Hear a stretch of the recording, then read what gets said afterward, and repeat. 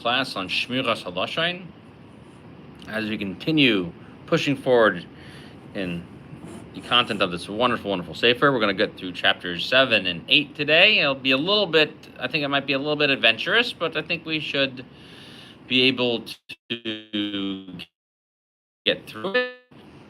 We're going to discuss today in chapter 7 how it is possible that someone who is careful in avoiding the sin of Lashon Hara contributes to the building of the Beis HaMikdash, the future Beis HaMikdash, Bayis Shlishi. But let's first talk about Bayis Sheni, the second one.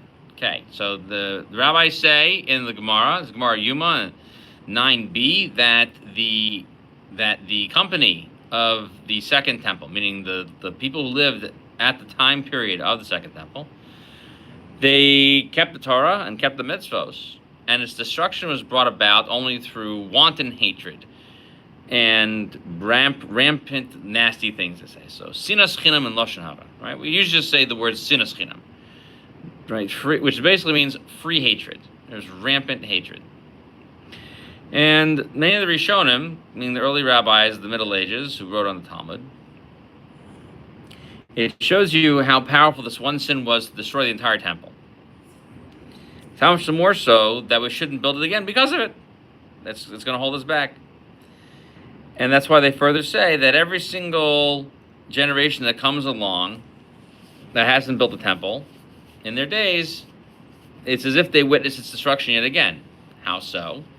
It's referring to having to strengthen ourselves against this simple sin, which is to be careful to not stumble across it, because how long can we realistically sit in exile? And remember, he writes this book at the early part of the 20th century. The truth is that there's a way to fix it. From the most simplest person, the easiest thing to do is just to simply follow the proper laws, the proper halacha. If he doesn't know what is Lashon Hara, and he doesn't know what is Rechilas, I don't know what these things are, I don't know what bad speech is, I don't know what tail-bearing is supposed to be, I don't know what is in part of them. So the main thing to fix is going to be whether or not this person is willing to dedicate themselves to a little bit of Torah time. Then he can understand these laws and be careful from them. So here's what the rabbis say in the Midrash. This is in Shemos Rabbah, and this is in chapter 6. So it says that the moment when Shlomo HaMelech, he married the daughter of Pharaoh, okay? And this daughter was the problem of if she was still worshiping idols or not, if she was sincerely converting or not. And with that, he violated the Torah prohibition of do not increase wives to yourself. Okay, the Torah warns against that. Okay, so, and he points out that the Midrash focuses on the letter Yud in there, of lo yirbelo nashim, okay? So do not have more than that, okay? So you should not have more than that. And that's for Hashem, and it says there that there was a certain type of document. It was called a daisiki, okay? So what's a daisiki?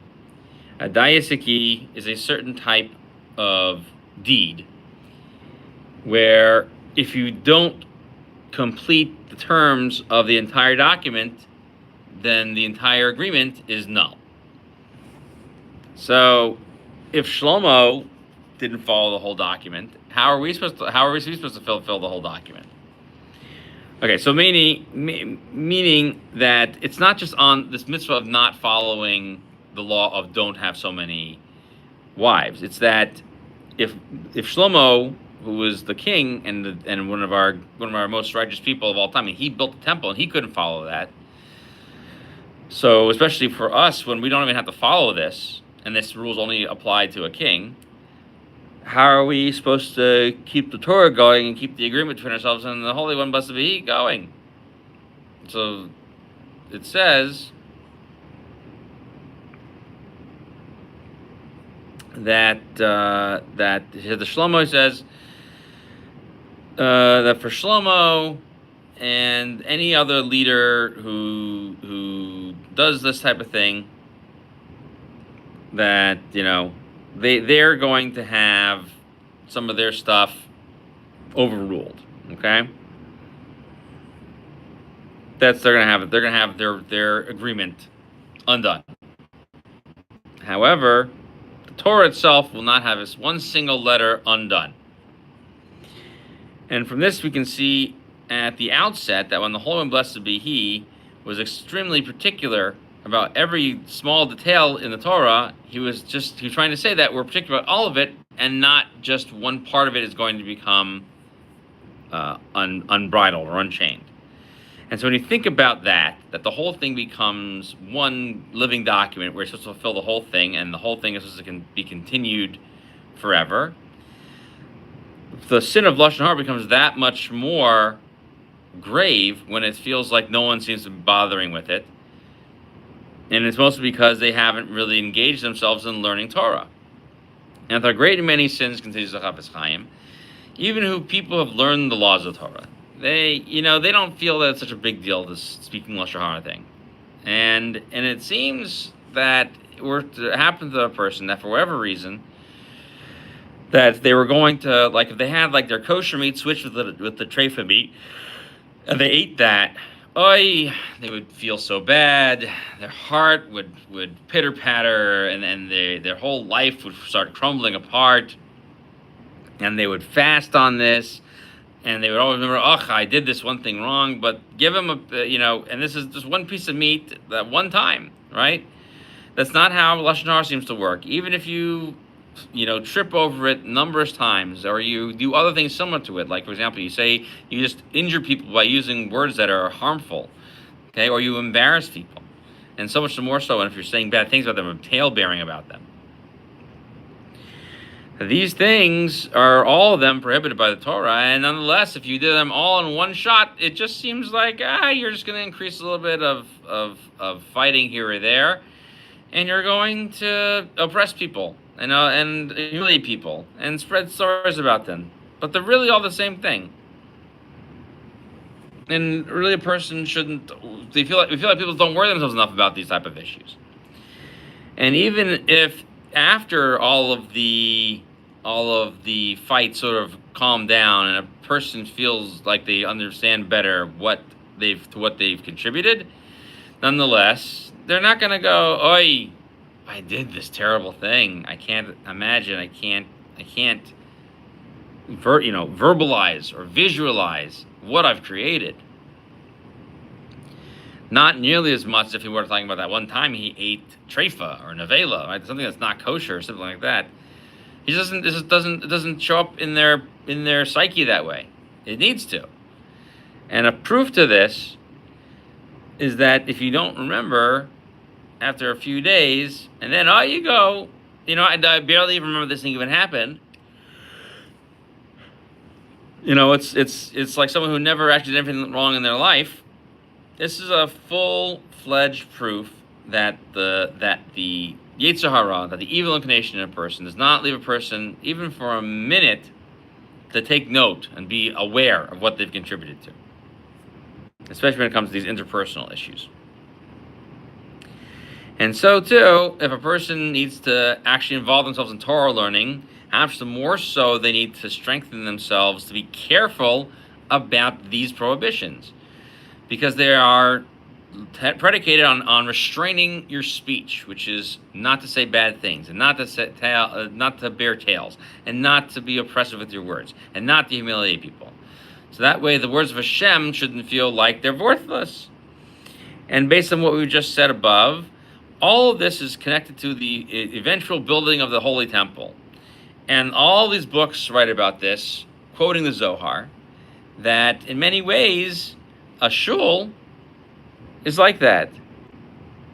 And if they were able to keep a perfect appearance of peacefulness in shul like they needed to, they would receive the Redeemer immediately. That would be the Bias HaMashiach. And with the coming of the Redeemer is all based on how we treat ourselves, especially when we're in a place where we all meet, like in shul. We need to engage in more restraint so that we can contribute to this process. However, if instead we decide to not do that, and we engage instead of want and hatred and saying nasty things, and every single person sits down to strengthen themselves in the sin, so they are going to be included in the builders of the new Beis Hamikdash, because without them, you're not going to be able to rebuild it. And so, therefore, we have to look at ourselves as having permission to build the temple once again. And we're going to need a lot of money for that. And we know how much every single person in Israel wants to give, for this type of purpose, in order that they should say, hey, we're one of the people who contributed to building the temple. However, when it comes to building the temple itself, it's not money that we need. We need to strengthen ourselves from refraining from this very strong sin of Lashon Hara and Sin Eschedom. And we need to hold on tightly to the trait of peacefulness. And to this, that's how we fix the sin, and that's how we bring the Redeemer and then build the temple. And how many people will say to themselves, people want their name on that building, right? Everyone wants their name on the building. And this is actually one of the things that happens in the book of Nehemiah, oddly enough. In the third parak, it says that they wrote the names down of people who gave money to build the wall of Jerusalem and into the temple. So how much more so people for the temple itself? And so concludes chapter 7. Let's jump into chapter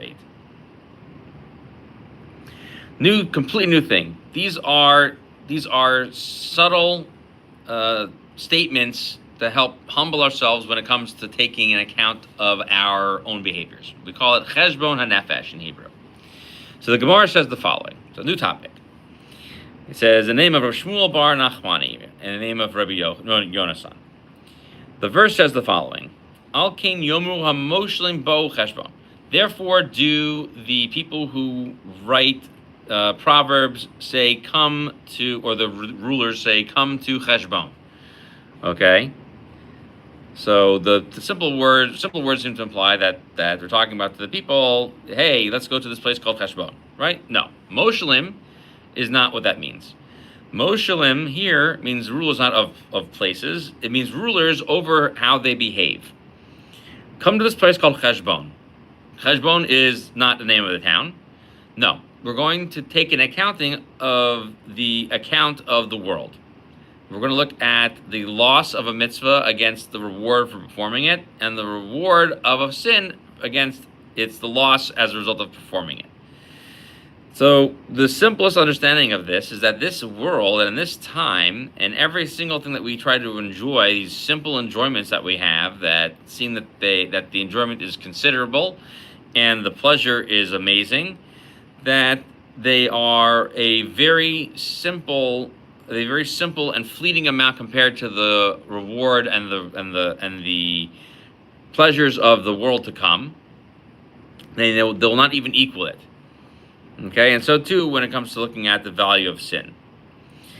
So it seems to me further, beyond this simple understanding, that a person should fashion their person in a way in which they weigh themselves against the scales of these two possibilities. In one scale, you're going to look at how much you're losing, okay, by performing a mitzvah. And in the other scale, you're going to look at it, how much is the reward. And then you're going to check it out. How much does the reward side weigh, and how much more does it weigh down, more so than the other side? What you're going to see is that it's not even like there's even another weight against it. They're just going to be hugely unbalanced. Until we're going to basically say that this other scale is just not even worth looking at. And through this, you would then brush off your inclination to do things that aren't related to the performance of mitzvahs.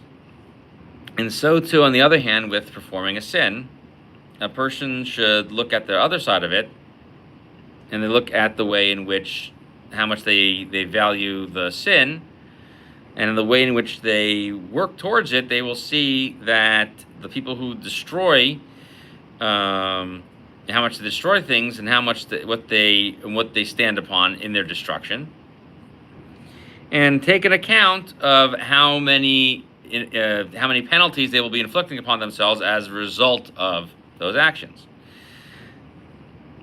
Okay, so we should come together and look and take an accounting of what we build and what we establish in this very world. And we can also look at the language of the Gemara for this as well, because what we're seeing is that when Rav Shmuel bar Nachmani, to whom this pasuk was explained, so why was he bringing it up? Okay, why did he compare these verses together? Okay, so I'm sorry, he doesn't point out. Sibunim v'sikin and ir sichon is actually what he's going over here. Well, he's going over here. This is the rest of the Gemara. I'm like, what is he talking about? Okay, so this is the next part of the Gemara, which is, it says, you shall come and build the city. So the city was referring to the city of Cheshbon. The city of Cheshbon was destroyed in the war, and but he's saying it doesn't mean to actually rebuild the city that was destroyed in this war between the Jews and Sichon. He's saying that they should look to see how much they can rebuild as a result of working towards Olam Haba. That's the end of the Gemara. So when you think about it, why is Rav Shmuel bar Nachmani putting these two verses together with this moral explanation attached to it?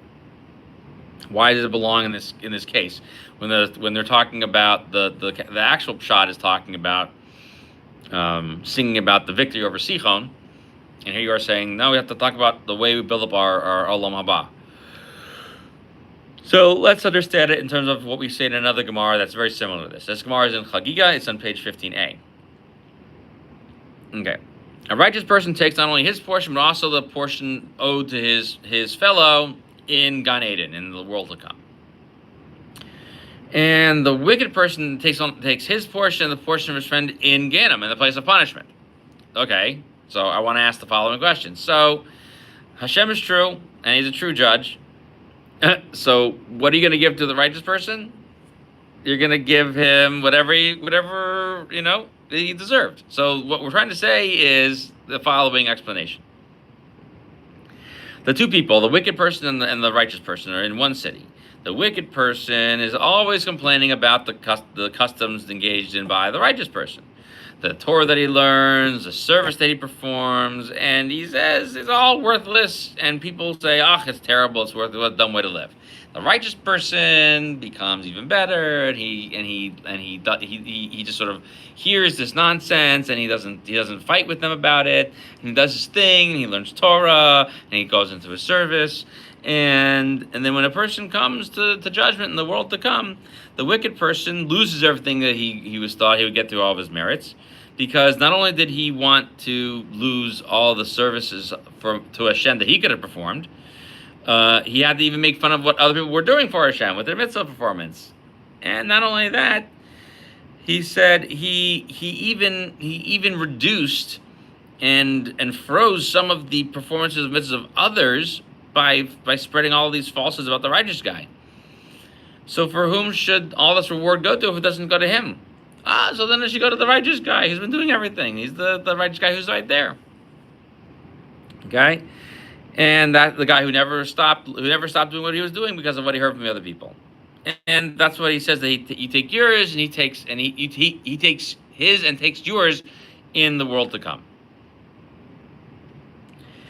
And so we say further that the wicked person takes what the righteous person was to have in Gehenna. What does that look like? So what happened was that by insulting him and saying that, this is worthless, this is silly, making fun of it, he was constantly poking fun at the righteous person. So what happened was that the righteous person shows up, has a number of issues in his ability to serve things properly. Right? You're saying it's making it difficult for him. He doesn't have the time to sit and learn, and the people around him aren't becoming more righteous, those type of things, right? And therefore, the value of the Rasha, you compel the wicked person, that anything that goes wrong with the tzaddik really belongs to what the Rasha was contributing. Because that's how these things went ahead and came about, was through the bad behaviors of the Rasha. And so now I'm going to tell you something. Let's look at the verse again. Okay, so we said that these were cities that belonged to the country of Moab, and we say that these different governors come to Sichon, who was the king of Moab, and they say the following to him: "Let's go to the city of Heshbon, and that's going to be your city, Sichon. Sichon, that's going to be your city. You're going to have a good role there." And the way that we are taking this, and that we understand it for ourselves, is that part of the ways in which we fix ourselves and what we do in order to achieve more in the world to come, in Gan Eden, we see it through what the wicked themselves do. Because those things that were being done are now in the realm of the righteous. Because the righteous are those who dominate over the bad things that could possibly be done. All the bad feelings they feel like want to act on, they are ruling over them. And they serve Hashem and don't look at the wicked, who basically humiliate them and their service. And that's why they say, build into this world and understand what you get built up in the next world. That in the next world, that you're going to go ahead and come up amongst the righteous, who are the perfect ones. And not only that, but you're also going to get some of the reward that may have been set up for them. And so that is the reward that would have been given to the wicked. And furthermore, they say that in the words of Ir Sichon, in a different way. Okay? So we're going to look at a verse later on. It says, the verse says, this is in Bamidbar 21:28, says that a fire shall shoot forth from Heshbon, from a flame from the city of Sichon. It's going to consume the area of Moab and all around the high places of Arnon. And they explain it further this way: if a person makes himself like a city, okay,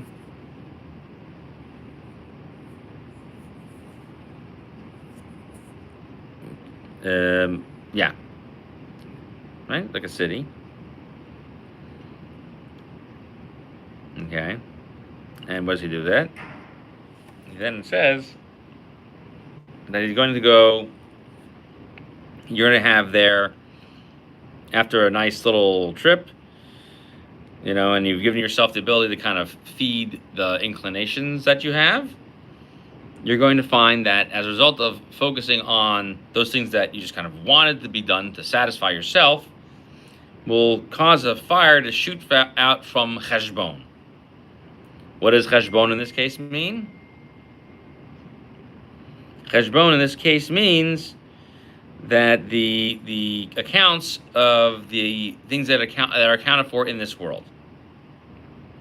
And the fire coming out from the city of Sichon are the righteous. Okay? Because they are considered like sichin, which are a type of very strong tree. Okay? They're like a cider, like a, not cider,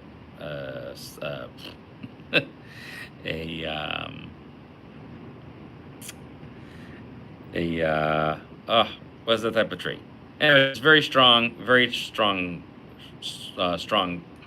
tree. And it's coming from the word sichon, okay?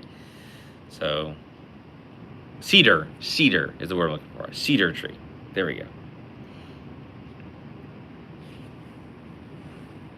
Okay? And so, therefore, that's their strength. Right, cedar. Thank you. Yeah, cedar.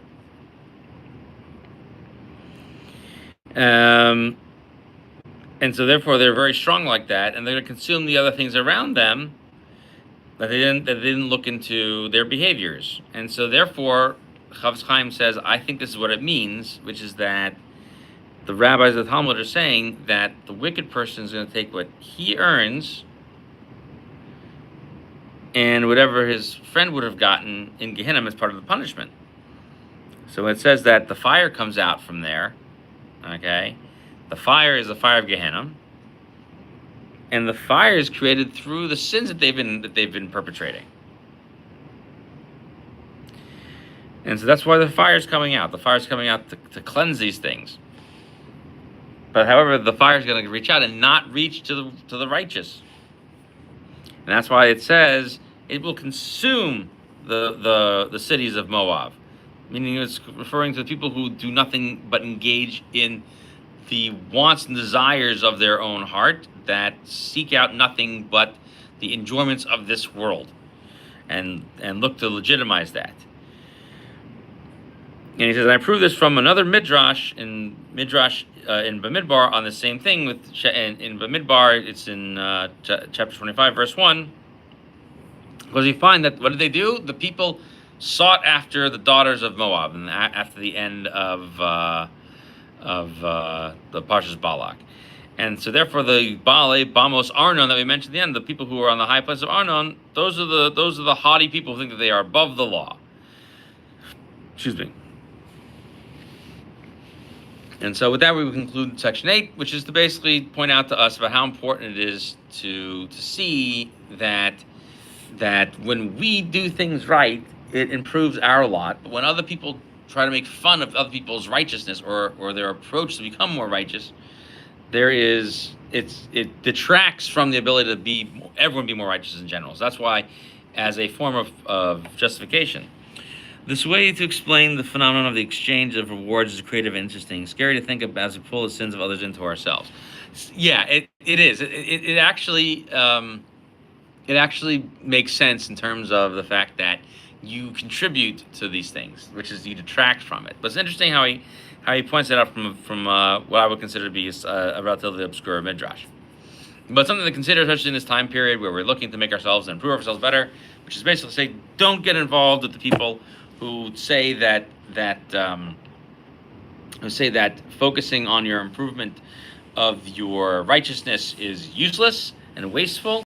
Focus around people who understand how to improve themselves to be better, and we can always work to improve ourselves to be better. So those who think that everything comes down to I have to make sure that I have the mahadran of the meat, but they're not careful what comes out of the mouth, so they'll put the meat in, but they'll send the lies and the cruelty out of their mouth.